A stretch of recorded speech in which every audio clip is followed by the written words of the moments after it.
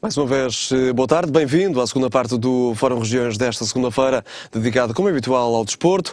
Em estúdio já está o comentador Cancela Moura, comentador também residente da Regiões TV. Muito boa tarde. Boa tarde. E também o professor Jorge Instrumenta, coordenador de handball do Handball Colégio de Gaia. Muito boa tarde. Boa noite, boa tarde. Bem-vindo também ao Fórum Regiões. Obrigado, é um prazer. Cancela Moura, vamos começar por falar do campeonato da Primeira Liga deste fim de semana, que tem desde já uma nota de destaque. O empate do Sporting ontem mesmo, domingo, em Coimbra, frente à Académica. O Sporting perde terreno para Floco Porto e Benfica. A distância agora de 6 pontos. É já uma distância difícil de alcançar?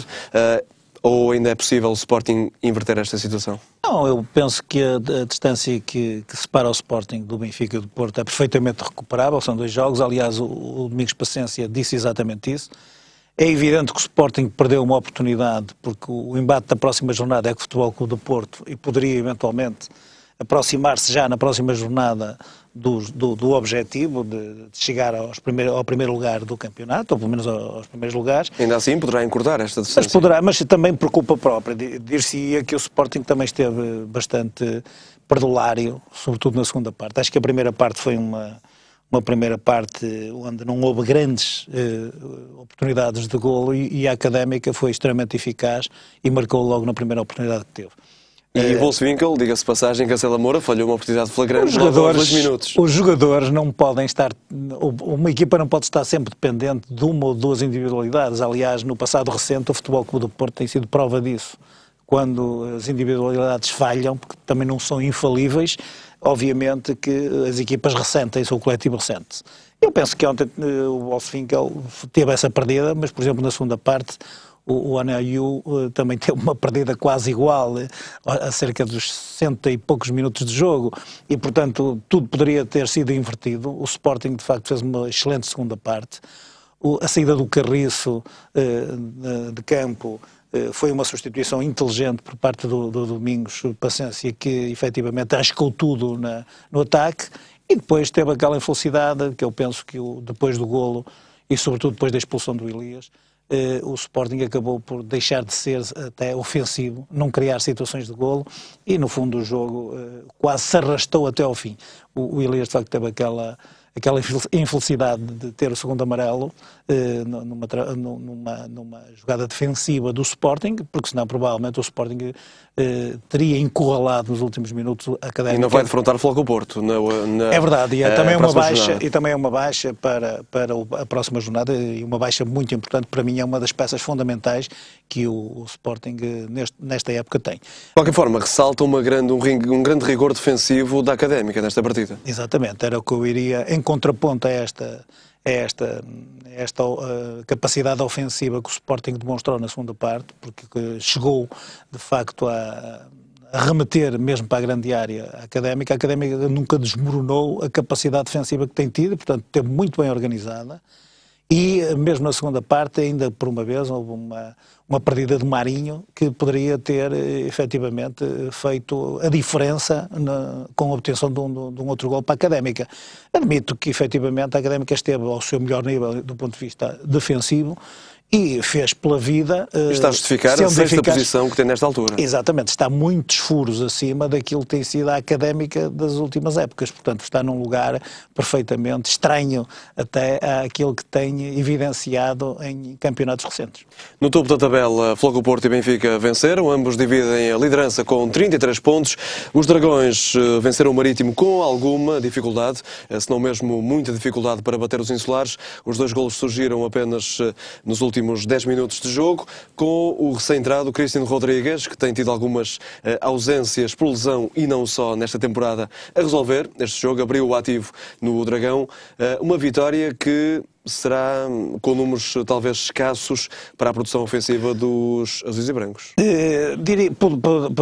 Poderão parecer escassos se nós até tentarmos que o Marítimo jogou a segunda parte com 10. Portanto, o Futebol Clube Porto jogou contra 10 durante toda a segunda parte, o resultado ainda estava em 0-0. De facto, mas mesmo contra o 11, o Futebol Porto dispôs. Sim, desta vez o Futebol Clube Porto até teve um jogo de sentido único, foi a única equipa que conseguiu pôr em jogo, pelo menos aquilo que se viu foi uma equipa desinibida e conseguiu, de facto, criar bastantes oportunidades, fazer um jogo mais fluido que nós estamos habituados, mas, na verdade, em termos de eficácia, o jogo ameaçou aquilo que aconteceu contra o Zenit. Portanto, o Futebol Clube Porto marcou aos 83, os adeptos reclamam continuamente a saída de Falcão como aquele homem da área que, efetivamente, não tem e que precisariam, que era uma referência na grande área. Parece que haverá o regresso do Atsu, que está emprestado ao Rio Ave e que pode eventualmente comatar uma outra dificuldade. Para as alas.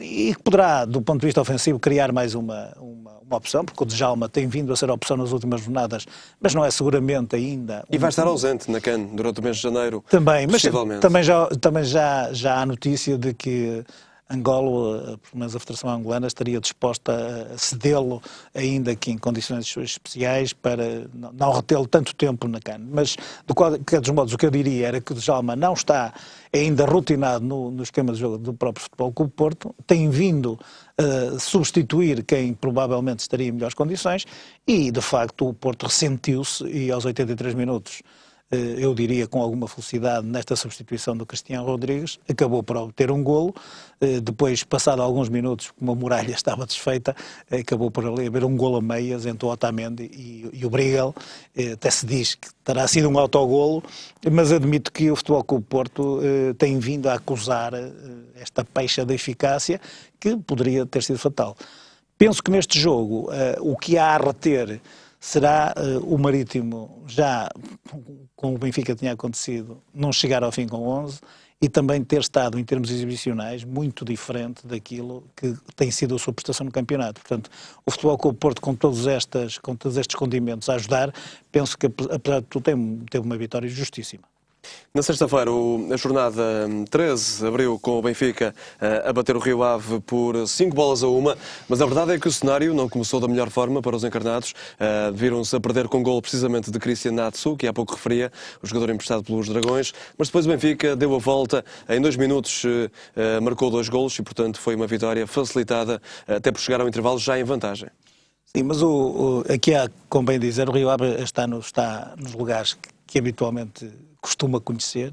O Rio Ave é uma equipa que faz os campeonatos da Primeira Liga em grande sacrifício, do princípio ao final da época. E parece fazer sempre 2 voltas distintas. Se a primeira é boa, a segunda é má e vice-versa. E independentemente disso, está muito limitado. Julgo que é das poucas equipas que têm 80%, 90% dos jogadores nacionais. Está limitada também no orçamento e, portanto, é uma das equipas que faz um campeonato sofrido, independentemente de tudo. Está habituado a esse sofrimento dentro de campo. E aquilo que aconteceu foi que o Rio Ave fez o seu jogo, explanou o seu jogo conforme pôde, e na frente, apesar de tudo, tem o João Tomás, tem o Atsu. O Kelvin também emprestado pelo Porto, o Kelvin Yazaldi tem sido menos utilizado, mas o Yazaldi, portanto, são jogadores que, do ponto de vista ofensivo, muitas vezes, quando estão bem, desequilibram.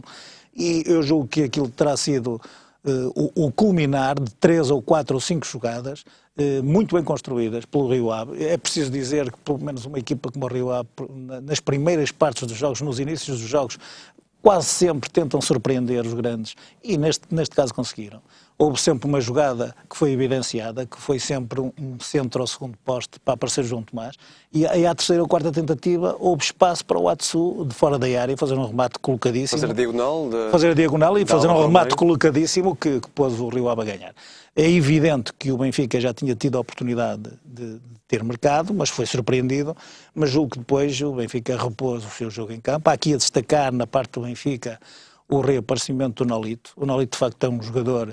Visou nesta partida? Visou, e aqui a referência que faço do Nolito tem a ver necessariamente com a capacidade de choque, porque, de facto... É um jogador com características únicas neste plantel encarnado? Penso que sim, porque, por exemplo, o próprio Bruno César toca e joga e foge, remata muito bem, mas aqui o Nolito é um jogador, por exemplo, os 2 golos, nomeadamente São golos de insistência, de grande... É muito lutador. É muito lutador, acaba por ser bastante agressivo, bastante rápido com a bola, bastante agressivo sobre os adversários, depois nunca desiste e, portanto, é um... E agrada à plateia. Agrada, mas também às vezes tem algumas limitações do ponto de vista técnico, que são superadas por esta força de vontade que coloca em campo. Portanto, aqui a grande referência do jogo, eu penso que foi o homem do jogo, acabou por ser o Nolito, não só por visar, mas por pôr esta capacidade de resistência e de choque em jogo. É um jogo muito físico e, portanto, ele conseguiu fazer isso. E o Benfica, diga-se em boa verdade, que num minuto virou o resultado e depois, em cima do intervalo, fez o 3-1. O Aimar foi outra vez um jogador extremamente decisivo, porque saiu dos pés dele este terceiro gol para o Saviola. E, portanto, tem sido um jogador que num jogo desta natureza, jogou um bocadinho mais recuado e quando ele joga mais recuado tem tempo para pensar, tempo para distribuir, ao contrário do Witsel, que normalmente, jogando no lugar que joga Aimar, acaba sempre por dar mais uma volta, mais um passe e precisar de mais tempo para pensar. E, portanto, eu julgo que o Aimar também esteve muito bem neste jogo. E julgo que foi uma vitória expressiva, que revela bem a capacidade ofensiva que o Benfica tem denotado. No campeonato em si, há uma referência que eu gostava de fazer, porque vai haver agora uma paragem, vão voltar em janeiro, é o grande equilíbrio, porque está o Benfica e o Porto a discutirem neste momento o primeiro lugar, sendo certo que o Porto, com todas as adversidades, com todas as contrariedades e limitações que lhe são apontadas, e mesmo continuam a ouvir vozes de crítica ao próprio treinador, é a equipa com o melhor ataque e com a melhor defesa, a par do Beira-Mar, que é outra coisa estranhíssima, atendendo ao lugar em que o Beira-Mar se encontra. Portanto, estas eram as referências que eu gostaria, esta era a referência que eu gostaria de deixar nota neste interregno de campeonato. Cancelo Amor, antes de passarmos à Liga de Honra, gostaria também de ouvir a sua opinião em relação ao sorteio das competições europeias, que teve lugar na sexta-feira. Isto depois também dos dois jogos do Sporting e do Sporting de Braga. O Sporting perdeu 2-0 na Lazio e o Braga empatou a 1 em Bruges. Não conseguiu o objetivo do primeiro lugar. O Sporting sim, conseguiu, já tinha conseguido apurar-se em primeiro lugar. De qualquer forma, o sorteio, começamos pela Liga dos Campeões. O Benfica vai defrontar o Zenit, que tinha estado no grupo do Futebol Clube do Porto, eliminou os portugueses. Vai agora jogar diante do Benfica. O jogo será dentro de mais ou menos 2 meses e meio. Quais são as hipóteses do Benfica? Terá mais chances que os Dragões?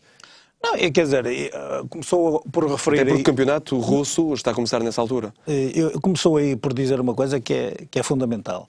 Como não se sabe em que condições físicas e até estratégicas estará uma equipa como a Benfica daqui a 2 meses e meio. Com tudo o que, entretanto, vai acontecer. Nomeadamente este desgaste que vai provocar este desafio que esta competitividade que tem sido a própria Primeira Liga com o Futebol Clube do Porto. E, portanto, ainda é cedo para se vaticinar se terá mais facilidade ou não. Depois, por outro lado, como disse muito bem, o campeonato russo, nessa altura, está praticamente a iniciar-se. E, portanto, aquilo que poderá vir a beneficiar o Benfica será exatamente o facto de estar em plena competição e o Zenit estar a iniciar, ou estar a iniciar uma época ou numa pré-época. Portanto, isso poderá ser um fator importante. Mas eu gostava aqui de lembrar, por exemplo, o Pep Guardiola disse que a equipa que não queria que saísse um sorteio ao Barcelona seria o Zenit. Deu uma outra razão, que era as deslocações serem demasiado longas e, portanto, criar um desgaste físico maior aos jogadores. Não sei se isto... Eu não sou um técnico, não sou treinador e, portanto, não sei em pormenor se este tipo de opinião é uma opinião sincera, dita pelo treinador, ou se seria só uma questão... Mas a verdade é que ouvimos responsáveis falar sempre nessa dificuldade das deslocações. Do ponto de vista da valia das equipas, penso que o Benfica...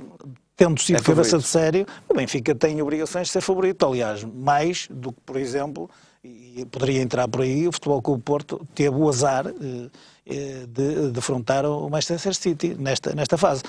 Também é verdade que se o Futebol Clube Porto estiver ao seu melhor nível, poderá logo eliminar um dos maiores concorrentes na prova. E isso poderá ser muito positivo. O Futebol Clube Porto costuma superar-se nestas provas. Exatamente. E, portanto, poderá ser muito positivo para o Futebol Clube Porto ultrapassar o Manchester City e até incitar uma uma senda vitoriosa que possa levar de novo à final. No fundo, o Futebol Clube do Porto está a defender, apesar de ter sido relegado para a Liga Europa, está a defender o título que ganhou o ano passado. E, portanto... E para muitos é um jogo de Liga dos Campeões. Exatamente. Por exemplo, o próprio Manchester United, com certeza, agora na Liga Europa, não quererá fazer diferente daquilo que efetivamente já aconteceu na Liga dos Campeões. Portanto, os desaires que as equipas inglesas, que estas duas equipas inglesas, que são as duas primeiras do campeonato inglês, tiveram na Liga dos Campeões, de certeza que vão tentar salvar a época com prestações mais positivas na Liga Europa. E o Futebol Clube do Porto vai ter pela frente, de facto, um adversário muito difícil e o Porto, nas condições em que está, provavelmente... É o clube mais rico do mundo. A grande esperança, para além de todos esses predicados, depois também é preciso, portanto, provar em campo que se é melhor do que o adversário. Mas eu penso e a prova de que são batíveis foi o terem sido eliminados da Liga dos Campeões. Que eram os grandes favoritos do grupo. E, portanto, o Manchester City vai ser muito difícil para o Futebol Clube do Porto, mas a grande esperança aqui é o Futebol Clube do Porto poder até já ter ultrapassado o pior da época e apresentar-se numa melhor condição física e tática com os ingleses. Eu quero dizer que as equipas portuguesas normalmente até costumam dar-se muito bem nos embates com os ingleses. E pode ser uma equipa acessível, sobretudo do ponto de vista defensivo. Eles têm uma grande capacidade ofensiva, o Manchester City, aliás, tem um banco e avançados de luxo, uma linha dianteira de luxo. E a defesa será o setor menos forte. E o próprio setor menos forte será a defesa, onde, efetivamente, o Futebol Clube do Porto pode ter uma grande esperança em poder ultrapassar esta equipa. Cazela Moura, um minuto apenas para me falar então destas duas partidas, entre o Sporting e o Legia de Varsóvia e o Sporting de Braga com o Besiktas. Olha, amplamente favorito o Sporting, menos o Braga. Sim, o Sporting penso que teve a sorte de sorteio, mas também não é menos importante ter sido cabeça de série, e o Braga perdeu a oportunidade pelo resultado que fez na Bélgica, que eu gostaria de dizer que mesmo tendo sido um empate foi uma vitória, foi o Braga ao seu melhor nível, mesmo jogando com 10 conseguiu remeter para a grande área o Clube Bruges, portanto teve um grande desempenho, é preciso também realçar isso, acho que o Braga está em crescendo, e aliás nota-se na própria tabela classificativa agora já está a par do Marítimo e portanto está a evidenciar aquilo que nas épocas mais recentes já provou. E este embate com os turcos de Besiktas será difícil. Agora, é verdade que o contingente português. É verdade que agora perderam foi a oportunidade, por este empate, não acabar em primeiro lugar do grupo e depois calhar-lhe, por exemplo, na rifa, um clube como o Besiktas. Independentemente de até no campeonato turco eles terem ou não esta possibilidade de serem os melhores, mesmo com o contingente português, etc., de facto, em termos internacionais, são uma equipa recheada de valores, nomeadamente os portugueses, e têm uma grande experiência internacional e isso vai causar muitas dificuldades. Quanto ao Sporting, penso que o Sporting é favorito e que é uma equipa perfeitamente acessível, aliás, não há memória nos tempos mais recentes que alguma equipa polaca chegue muito longe nas ligas, nas competições europeias e, portanto, o Sporting terá aqui um embate perfeitamente ao seu alcance. Cazela Moura, passemos os olhos então pela Liga de Honra. Há um novo líder, o Estoril, que tem 22 pontos, venceu o Moreirense naquele que era para muitos, talvez o jogo da jornada da Liga de Honra, venceu 1-0 o Moreirense e então está no primeiro lugar, devido também à derrota do Atlético na Vila das Aves por 3-1. O campeonato continua relançado. É verdade, eu gostava de dizer que entre o primeiro e o último há 10 pontos de diferença, portanto está-se a encurtar o primeiro e o último lugar, porque já houve aqui diferenças muito mais acentuadas, nomeadamente o Atlético perdeu a grande vantagem que tinha de 6 pontos há umas jornadas atrás, e não houve um jogo, mas houve 2 jogos da jornada, porque foi o Estoril Praia e o Moreirense, em que ganhou o Estoril, e o Desportivo das Aves com o Atlético. Porque eu digo isto porque o Desportivo das Aves, apesar de ter apenas 17 pontos, está a 5 pontos do primeiro lugar e continuará, com certeza, como favorito nesta Liga Destaque também para a goleada de Leixões, em Oliveira das Mães por 4-2, que voltou ali a juntar-se aos da frente. É verdade, e o Leixões retoma novamente a sua colagem aos primeiros lugares, mas na verdade, como digo, o próprio Atlético fez, apesar de tudo, os números não demonstram isso, mas acabou por ter um bom desempenho, continua a um ponto do primeiro lugar E o jogo na Vila das Aves foi um jogo, apesar de tudo, equilibrado. O Atlético esteve a ganhar e também num minuto, ou em 10 minutos, o Desportivo das Aves virou o resultado, ainda na primeira parte, e admito que, efetivamente, isto, para o próprio Atlético, que acabou de subir de divisão, que seja um desempenho de muito desgaste, que eu diria, como disse já há umas semanas atrás, a própria regularidade e a competitividade da Liga Orangina vai fazer vítimas, não sabemos se mais agora,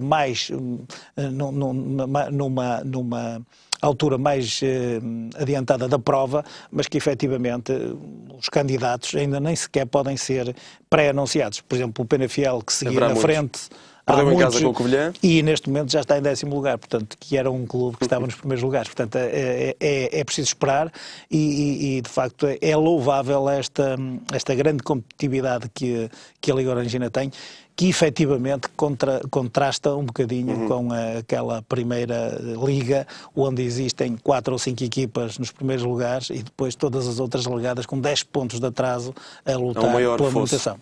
Professor Jorge Tormenta, o futebol passa-lhe ao lado dos interesses esportivos ou também lança um olhar sobre o fenómeno futebolístico? Sou um esportista atento.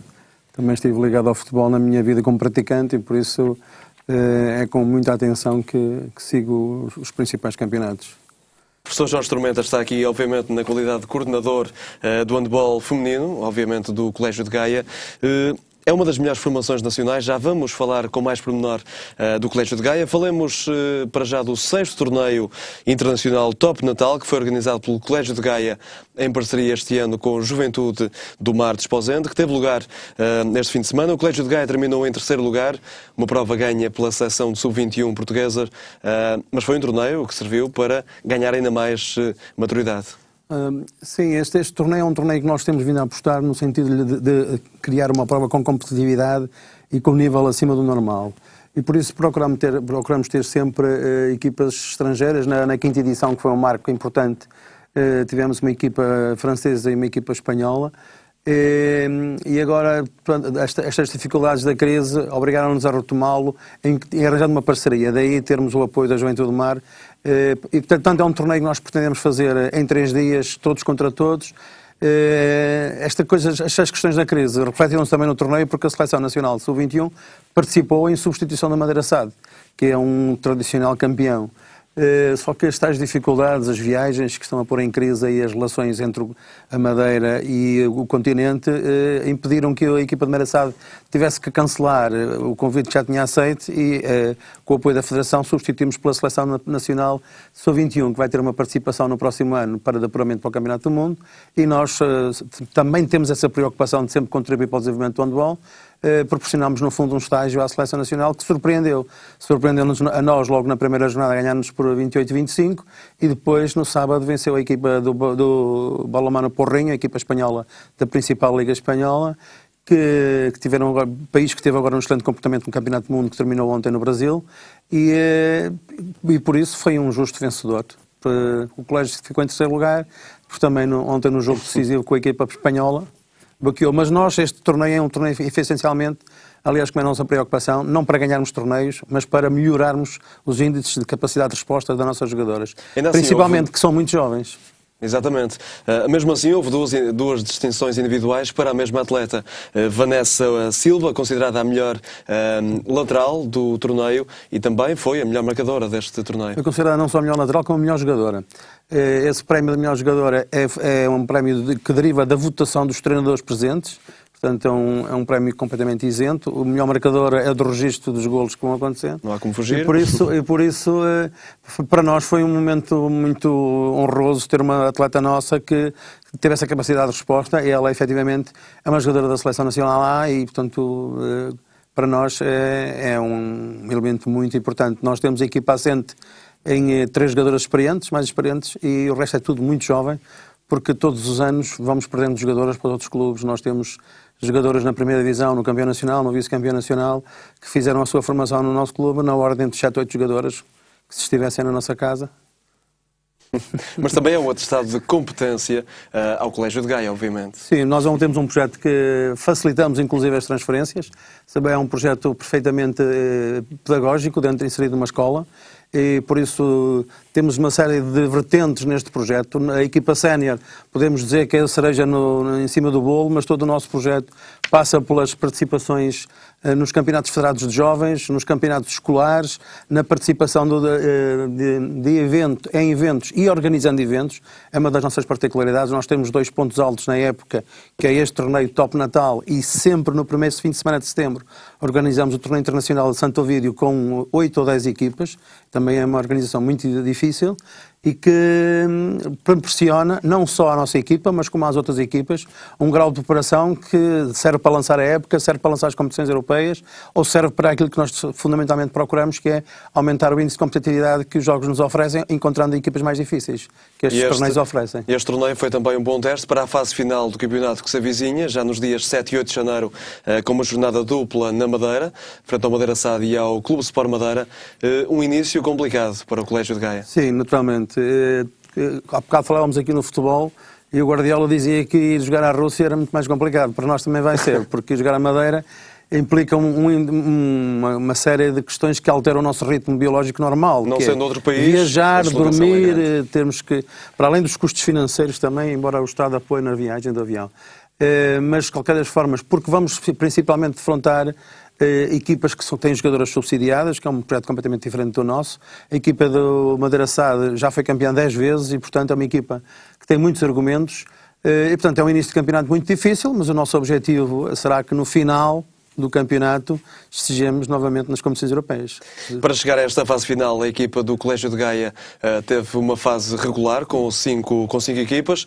Ficou no primeiro lugar, em 6 jogos fez 17 pontos, 5 vitórias, apenas um empate, nenhuma derrota. Isto diz bem da categoria do handball Colégio de Gaia. Esses resultados, isso foi uma primeira fase com grupos e, portanto, nós vencemos o nosso grupo. Terminamos em primeiro e partimos para ele com algumas dificuldades, porque voltámos a perder jogadoras, voltámos a reconstruir a equipa com as nossas jovens. Mas isto também representa um pouco o espelho daquilo que nós levamos há 20 anos para cá. Nós chegámos à primeira divisão já em 1989 e somos o único clube até hoje manteve sempre lá. Tem este número de anos de participação e sempre participámos no top 5, sempre ficámos aí. Fomos campeões, várias vezes vice-campeão nacional. Portanto, tanto participámos nas competições europeias, como participámos na Taça das Taças, participámos noutras provas europeias, e o facto de nos termos mantido estes anos todos dentro desse top 5 mostra um pouco do nosso nível, que tem muito a ver com aquilo que nós fazemos nos escalões de formação. Umas vezes melhor, outras vezes pior. O nosso currículo também apresenta muitos títulos nacionais conquistados, quer infantis, quer iniciados, quer em júniores. Ao nível das competições escolares temos representado Portugal várias vezes, já vencemos 4 vezes os Jogos Europeus da FISEC representando Portugal e, portanto, sempre conseguimos recuperar uma estrutura que prestigie o handball nortenho e essa estabilidade penso que é um dos aspectos mais significativos que temos que realçar no projeto do Colégio de Gaia. O professor Jorge Tormenta falava aí nos títulos nacionais. O ponto alto foi em 1991, com o único título nacional de séniores femininos. E depois já 8 vezes em que foram vice-campeãs nacionais. Sim, já fomos. Há que acrescentar que nesse período que fomos campeões nacionais, no ano anterior vencemos a Taça de Portugal e no ano seguinte vencemos a Supertaça. Portanto, isso correspondeu Entre as 2 Taças de Portugal e 2 Supertaças mais tarde, no currículo. Portanto, isso corresponde a uma primeira geração. Onde se destacavam grandes jogadoras das melhores que houve em Portugal. Por exemplo, nessa primeira geração, Maria José Carvalho foi a melhor jogadora portuguesa, talvez. Era a líder de um conjunto de jovens onde também predominavam, por exemplo, a nossa treinadora, hoje, Paula Castro, era a guarda-redes dessa equipa campeã nacional, e outras jogadoras. Depois tivemos uma segunda geração de estrelas também. Em 1998. Conquistámos a Taça de Portugal e a Supertaça, onde há jogadoras que ainda hoje estão a jogar, como Ana Seabra, que é a melhor jogadora dos Gilianos em Lagos, Ana Alves, Cândida Mota, um conjunto também de jogadores que extraordinário. E depois praticamente tivemos uma terceira geração que neste momento está em renovação, onde eu destacaria a Marta Loureiro, que inclusive recebeu o prémio do Comitê Olímpico, porque ela é também um exemplo daquilo que no Colégio de Gaia sempre é predominante. A carreira académica é fundamental e o desporto é uma ferramenta para ajudar a formar as pessoas. Mas o fundamental é efetivamente o futuro grandes adultos, neste caso senhoras, que se ajudem através do desporto e que se possam efetivamente também realizar com praticantes, mas fundamentalmente que encontrem o seu caminho como médicas, como era o caso da Marta Loureiro ou de outra profissão qualquer. E o sucesso tem de andar de mãos dadas, quer na vertente esportiva, quer na vertente educacional. Felizmente, eu posso lhe dizer que dessa primeira geração que foi campeã nacional, todas se licenciaram. Um excelente registro. O Colégio Handball de Gaia tem também os escalões de iniciados, mini, juvenis. Portanto, como é que se coordena todos esses escalões? Tudo no mesmo espaço? Tudo no mesmo espaço. Isso é possível porque temos por trás uma estrutura, uma instituição fenomenal, que é o Colégio de Gaia. Eu sou um pouco suspeito, porque naturalmente também sou profissional do Colégio de Gaia, mas tem um projeto pedagógico altamente evoluído e inovador, e dentro dessa preocupação a educação pelo desporto é um subprojeto fundamental na sua busca da educação integral para todos os seus alunos, e por isso tem instalações próprias, diversificadas, e este projeto do handball não é um projeto isolado. Nós temos 14 modalidades, 22 equipas, onde temos algumas modalidades também estruturantes, como é a natação desde o pré-escolar até o 12º ano, o xadrez, também tínhamos o voleibol masculino e agora é o futebol masculino, que acompanham todos os ciclos de ensino que nós temos, e com um apoio institucional, com os meios físicos que temos e com o corpo de professores, naturalmente também muito profissional e muito voluntário simultaneamente, porque para acompanhar estas jovens estas horas todas é preciso haver muito mais do que o simples cumprir do papel profissional. Conseguimos fazer tudo isso coordenando e rentabilizando ao máximo as nossas instalações. O professor Jorge Instrumento é um dos nomes mais importantes do handball nacional. Já serviu a modalidade em vários cargos, dirigente, treinador, é docente no Colégio de Gaia. Pergunto-lhe se o handball foi sempre a sua modalidade de eleição, mesmo em tenra idade. Uma das pessoas mais importantes do handball não serei, haverá muitas acima desse degrau em relação a mim. Eu, enquanto jovem, no meu tempo, o handball não havia escalões jovens. E eu, por isso, até fui aqui vizinho. Naturalmente caí no futebol, no Ramalense, nos bons tempos do Humberto Coelho, muito conhecido ainda agora com as eleições da Federação.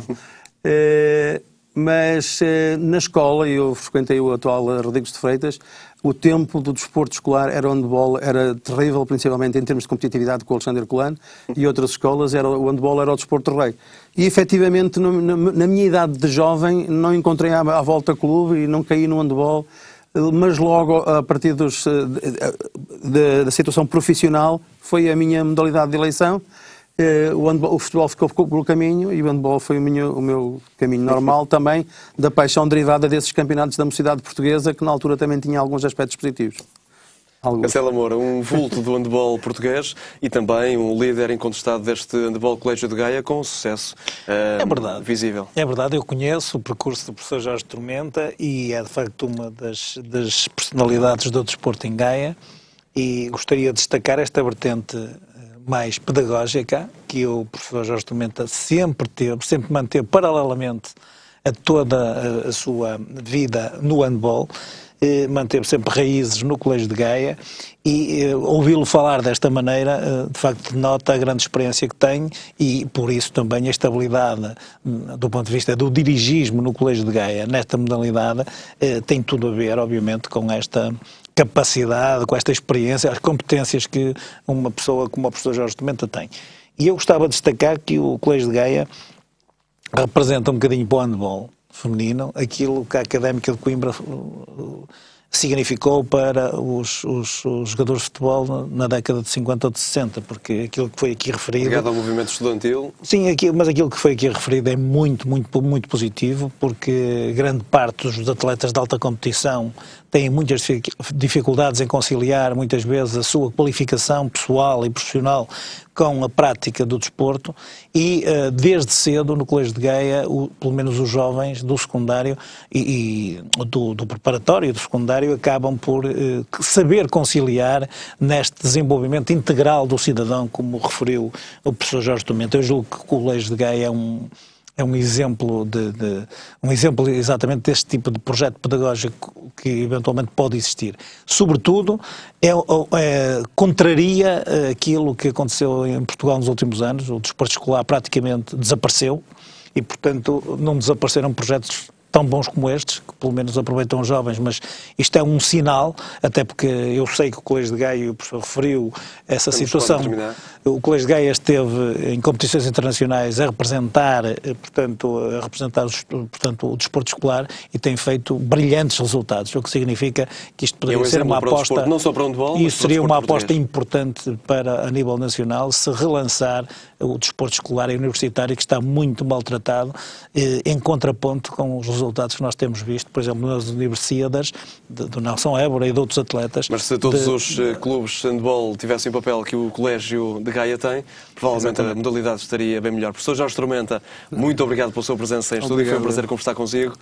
Agradeço também a Cancela Moura. Voltamos numa próxima oportunidade ao Fórum Regiões. Agradeço-lhe também a si a presença e a preferência por nós. Desejo-lhe já agora boas festas.